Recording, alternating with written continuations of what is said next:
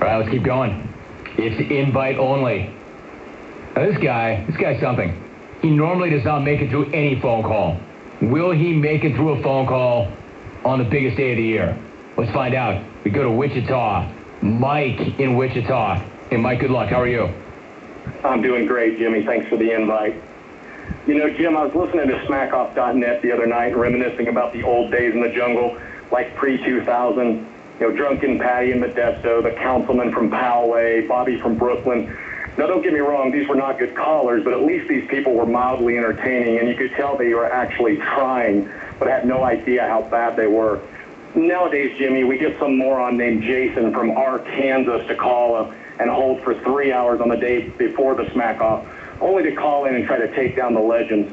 If this guy's listened to the show for more than a week, there is no way that he thinks this crap's going to fly.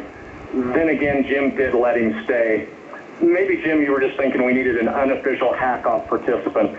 And don't get it twisted there, Sister Kisser. Jim didn't invite you to the smack-off. You showed up to the party and wouldn't leave the front porch. Then when a group of 6 showed up, you lowered your head, made no eye contact with anyone, and just slid in with the crowd. Going after Doc Mike, do you have any idea who this guy is? I mean, far be it for me to take up for Brother Datola.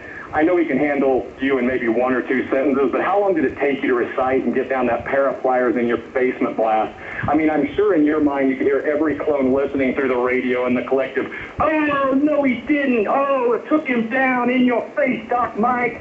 I mean, how does a guy from a place called Little Rock, Arkansas, crack on the education of anyone?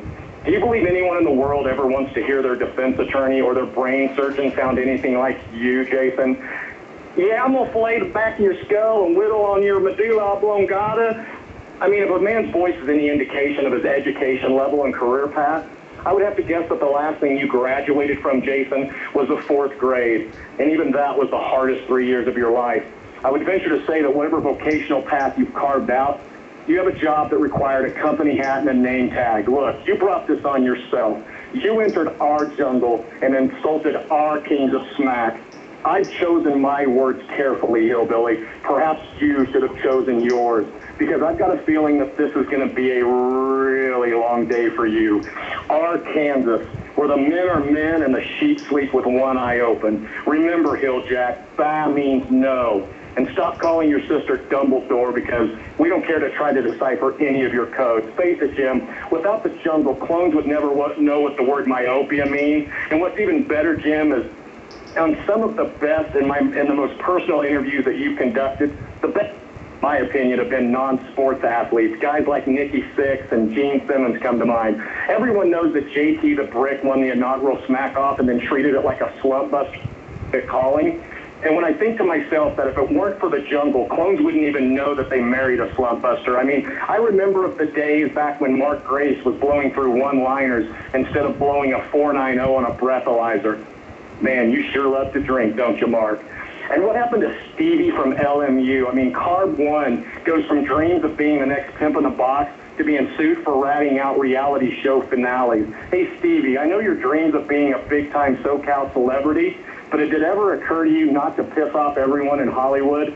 Hey, Jimmy, I can tell you love it at CBS, and I am positive that you would not change a thing. But exactly how did Premier not back up the Brinks truck and offer you, I don't know, the entire company to stay? Did they really think Jay Moore was going to be able to hold his own for 15 hours a week? The guy can barely make it through 4 minutes once a year in the jungle. And I seem to recall Vic and NoCal treating Jay like a narc in the county jail. Wore the pimp, wore the smack off, wore Jim letting Mike in Wichita occasionally go off on a nationally syndicated program, wore my son Milo Henry, wore my dime Chelsea Belay. Chew it.